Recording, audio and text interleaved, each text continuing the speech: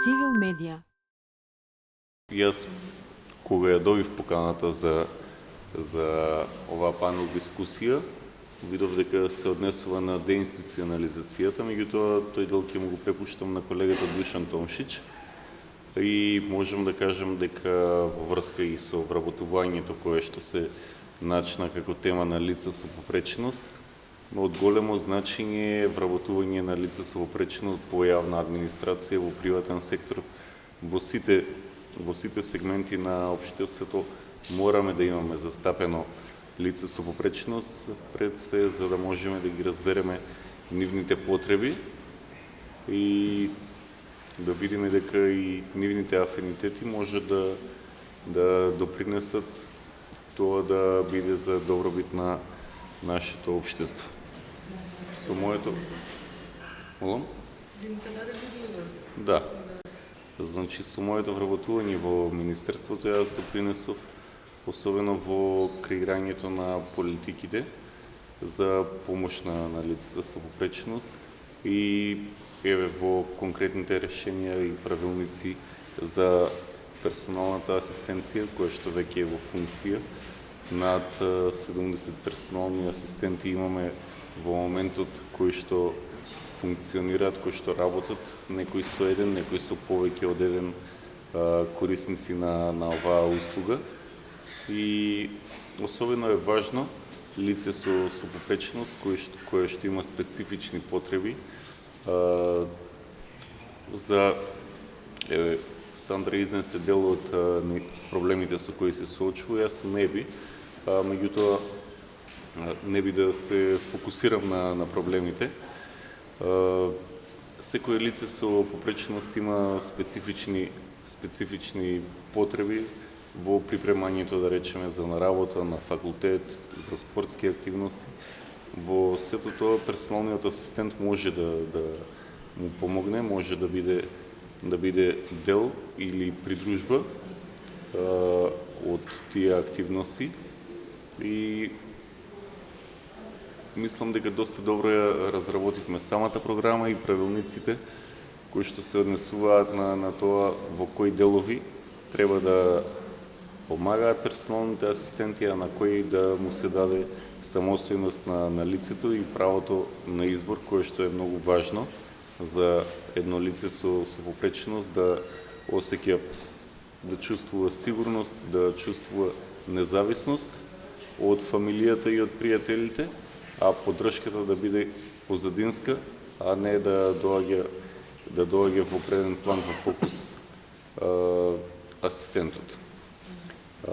Покрај тоа работиме и иако не е наша обврска како министерство, ние многу често нас не земаат како ресорно министерство за лицата со попреченост. Нашето оделение за социјална заштита работи и на изготвување на извештај за пристапноста во општините, во јавната администрација, каде што многу често наидуваме на проблем. Затоа јас повеќе пати укажував и до повисоки представници на институциите дека многу често се носат лажни извештаи од лица кои што не си ја вршат соодветно работата и ние мораме да ставиме акцент на тоа дека не е само да се доаѓа на работа, мора работата да се извршува професионално и да не се прават лажни извештаи за да не добиваме лажна слика за пристапноста во институциите. Меѓу другото, јас би нагласил дека, кој што рече Џавир, ние тука имаме пристапна рампа и во многу објекти имаме пристапни рампи, меѓутоа пристапноста не е само до објектот, туку пристапноста значи и пристапност внатре во објектот, дали ќе има внатре скали, дали ќе има пристапен тоалет, проблемите со кои што се соочува Сандра, со проблематично надминување на прагови или неможноста да се читаат важни известувања внатре во објектот, сето тоа значи непристапност. Пристапната рампа не е пристапност во еден објект, во една институција и не за сите граѓани со попреченост значи пристапност. Влез е. Влез е, не е пристапен. Тоа е едноставно пристапен влез, а не пристапна институција. Јас, за да не одземам многу од времето, тоа ми беше главна точка во поглед на вработувањето на лицата со попреченост, дека може да дадат допринос во сегментите кај што тие лично се засегнати, кај што се свесни за потребите своји и на сограѓаните. Многу често, еве јас конкретно читам литература која што не само за попреченоста како корисник на инвалидска количка, туку и други пропратно вклучени попречености во одредена литература и добивам знаење кое што после тоа можам да го пренесам како да го дадам како допринос во изготвувањето на политиките. Од друга страна, како што веќе споменавте, јас се занимавам со екстремни спортови и не секогаш попреченоста е пречката која што ги оневозможува лицата со попреченост да спортуваат. Немањето услови се главната пречка.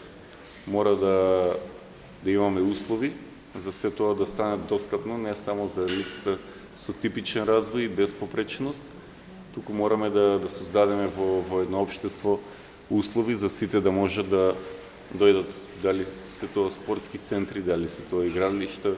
Еве спортскиот аеродром Стенковец сега се гради и нов објект кој што со мој допринос, бидејќи нескромно е да кажам, меѓутоа ќе го споменам и тоа дека архитектите не се доволно освестени и не ги знаат своите слаби точки, па често проектираат нешто за кое што мислат дека е пристапно. Еве, како што веќе ги споменав, пристапните тоалети, архитектот ги имаше предвидено вратите да се отвораат кон внатрешната страна од тоалетот, што би значило дека јас кога ќе влезам нема да можам да си ја затворам вратата од тоалетот. Тоа се ситни детали на кои не се води грижа, не се размислуваат, а лицата со попреченост, без да бидат стручни во таа област, може да дадат свој собствен допринос. Ова е секако организирано од граѓанска организација, невладина. Јас и за тоа многу често апелирам дека не секогаш треба да бидат само користени грантовите и финансирањата од домашни и странски донатори. Секогаш треба да бидат вклучени и лицата со попреченост во креирањето на самиот проект и после во самото спроведување. Вчера бев сведок на завршен настан на организација која што водеше проект со наслов Попреченоста е прашање на перцепција. Не, ова е состојба. Не е прашање на перцепција, јас имам попреченост и јас не ја крием. Мојата попреченост се гледа. За жал, коктелот на настанот беше организиран во подземјето на барот Кози, каде што јас не можам да пристапам. Тоа беше настан за лица со попреченост. Да, нивната перцепција може е таква дека јас можам да се спуштам, меѓутоа не е пристапно и поканата беше повеќе навредлива отколку добре дојдена.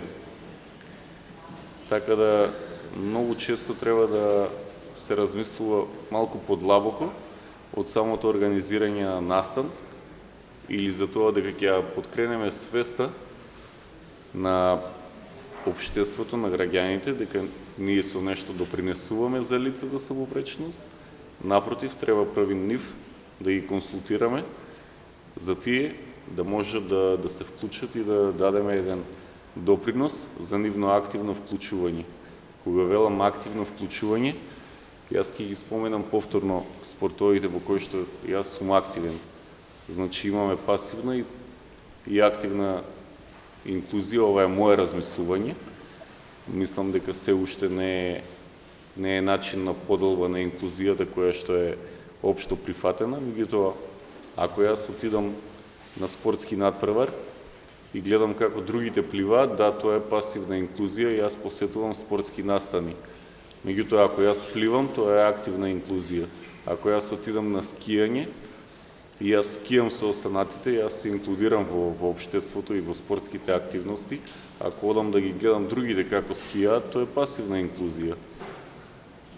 Значи, пак ќе се навратам на тоа обезбедувањето на соодветни услови во општеството, значи и активна партиципација на овие граѓани, а не да ги донесеме, како што рече градоначалникот, на работа и да ги вратиме на работа. Овозможувањето на услови, ако има овде пристапен паркинг, еве јас со колегата Душан дојдовме пешки, бидејќи тука нема соодветен паркинг пред музеот на град Скопје. Ако тука имаше паркинг за лица со попреченост, јас ќе дојдев со кола, бидејќи на влажно време ми се лизгаат рукохватите и не можам да ја туркам количката. Така да ќе колку повеќе услови имаме во општеството, толку повеќе ќе имаме и активни граѓани и тие нема да бидат гледани како паразити, дека тие само ги користат буџетските средства како финансиски надоместоци. Многу често на овој ден лицата со попреченост знаат да кажат дека не им се доволни финансиските средства од 7 и од 4.500 денари во некој износ од околу 190 евра за да преживуваат. Јас никогаш не би се ослонил на тие 190 евра за да преживувам во месецот. Тие треба да бидат допуна за нашите потреби, како што е почесто користење на собствен превоз или овозможување да посетам некој настан кој што ќе биде подалеку, а не можам да користам меѓуградскиот превоз и слично, да не навлегувам натаму. Многу често имаме специфични потреби во врска поврзани со нашата попреченост. Треба општеството да создаде услови за ние активно да се вклучиме и да бидеме вработени, да бидеме активни чинители. За тие може да речем малку финансиски средства да бидат допуна на нашиот буџет. Ви благодарам. Цивил медија.